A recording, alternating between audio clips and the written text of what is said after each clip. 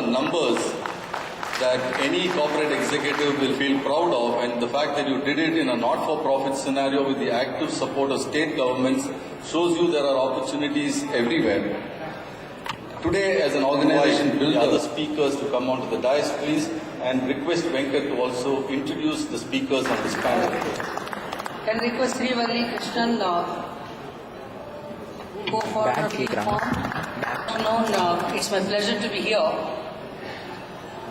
Actually, I was fortunate to address TieCon in 2006 in Bay Area. At 2008 also, I had the opportunity to address the TieCon conference in Bay Area. I'm happy I'm here. The TieCon, one way of looking at it is for transforming India's entrepreneurship with change management, opportunity grabbing, and neo-thinking. That's all. Yeah.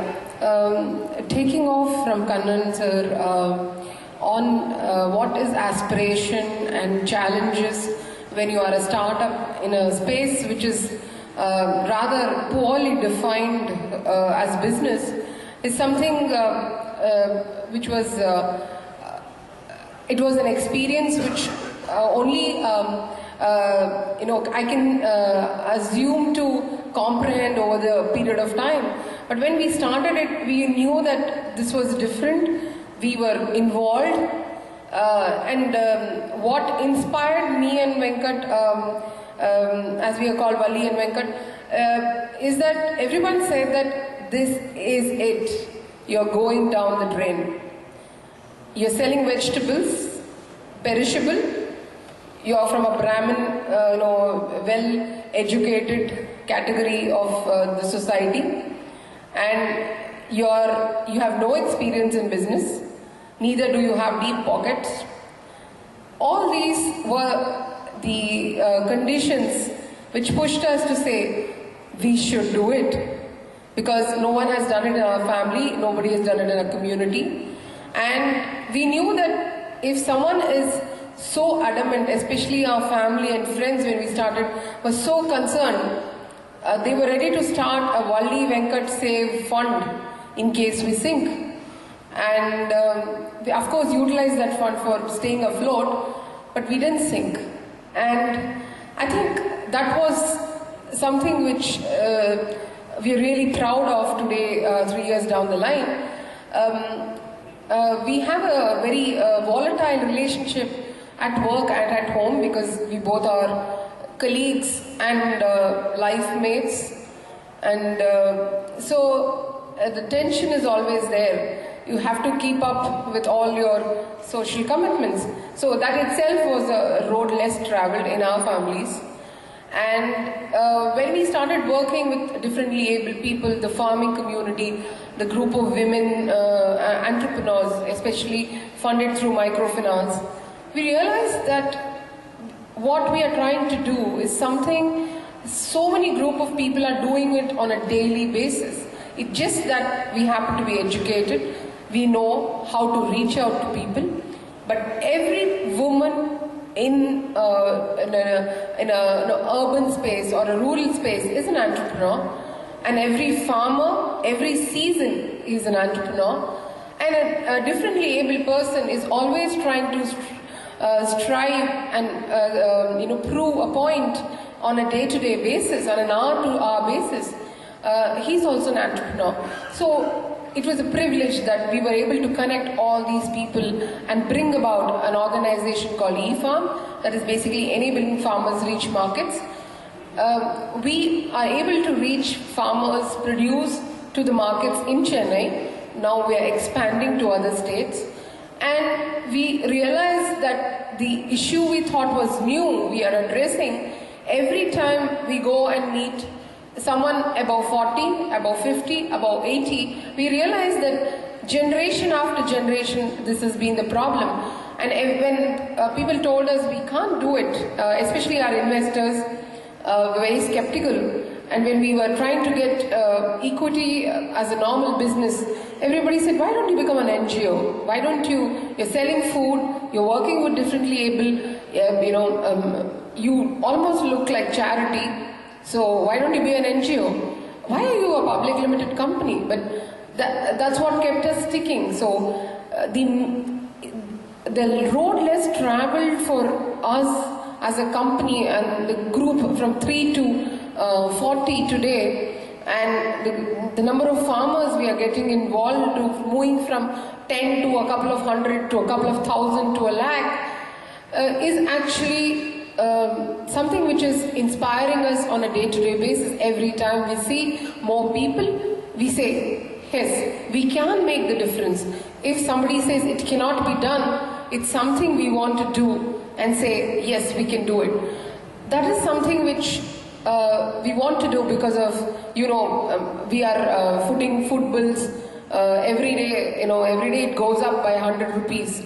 So we said that if you are in this business, you'll at least get some subsidized food for our own family. That's the, pet ka sawal hai, they say, at the end of the day, vegetarians, we have to look after the prices. So I think I'll pass this on to Hema now to understand what she has to say about. Thanks, Valli. I think first mentioning about risk. To me, any business, what is paramount is a viable business model. If the business model is not there, even if it makes money, I think no. Thank you. Having understood on that, using a different lens, I would like to ask you now, because road is less travelled, nobody has seen what kind of aspirations, if you were to put, how people have laughed at you, how will you do it, how will you achieve it, and what kind of risks you were to take, can you share it? Yeah, actually in my case, when we started with the goal of developing what we called as rural ATMs, it was not easy to communicate the idea, and people thought when we say rural ATM, we mean something that is low cost because we have pulled out something from it. It is, you cut out a number of things from whatever a good ATM should be, and then you call it a rural ATM. But actually what we were proposing was something quite the opposite. It was of course going to be much lower in cost, but we were adding a number of things which weren't available in conventional ATMs and recognizing that there is this gap. We call ourselves sabji walas, basically selling vegetables, kargakari if you may call so in Tamil.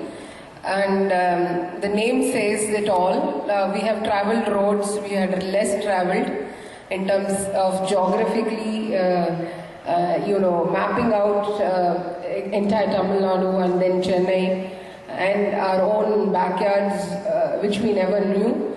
And the way we saw it and the way we perceived it changed a lot since we started the journey in eFarm, me and my husband Venkat. We took this journey and we knew we were heading in the right direction, but we just didn't know where we wanted to reach because we just wanted to make the difference and just occupy ourselves and our minds to do something which we thought is helping out 10 people around us. And the lens, as everybody in the panel, Mr. Venkat sir, Mr. Kannan have said it beautifully on how you see things. My own neighborhood, which was considered a slum, till a point looked like a great opportunity for selling vegetables once we were in business. So the people who were supposed to be a nuisance around your neighborhood were great opportunities, a great set of customers and great people as we got to know them. So sometimes making a difference on the path less traveled or rather ignored totally is a beautiful journey for the person traveling and we could be benefiting others, but I think somewhere down the line we are the people who are getting benefited by the journey. And the lens in which you see around you is constantly changing. And the moment you start acknowledging the change, it's an amazing journey. And I would like to understand the other panelists, how they see this journey in their own businesses. I think next is Hema,